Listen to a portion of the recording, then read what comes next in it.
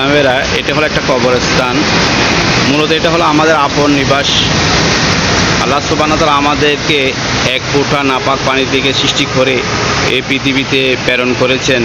প্রেরণ করার পরে আমাদের কাউকে 10 বছর, কাউকে 20 বছর, কাউকে 30 বছর আল্লাহ সুবহানাহু ওয়া তাআলার ইচ্ছা অনুপাতে আল্লাহ সুবহানাহু ওয়া তাআলা আমাদেরকে এই পৃথিবীতে রেখেছেন হায়াতে। এরপরে আমাদের মৃত্যুবরণ, এরপরে মৃত্যুর পরে এটাই হলো কবরস্থান।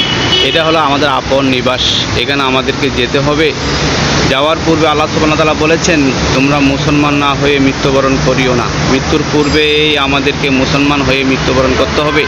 কিন্তু মৃত্যুর আমরা যখন পৃথিবীতে বসবাস করি, আমরা অনেক কিছু সম্পদ অর্জন করি, এরপর আমরা নেকি অর্জন করি। কিন্তু যাওয়ার সময় সম্পদগুলো আমাদের পরিবার পরিজন আত্মীয় স্বজন ওরাই ভোগ করে, আর যেটা আমাদের অর্জিত যেটা আমল, নেক আমল, সেটা আমরাই কবরে নিয়ে যাই। কবরে ঈমান নিয়ে যেন আমরা যেতে পারি এবং আমরা যেন মুসলমান হয়ে যেন আমরা মৃত্যুবরণ করতে পারি।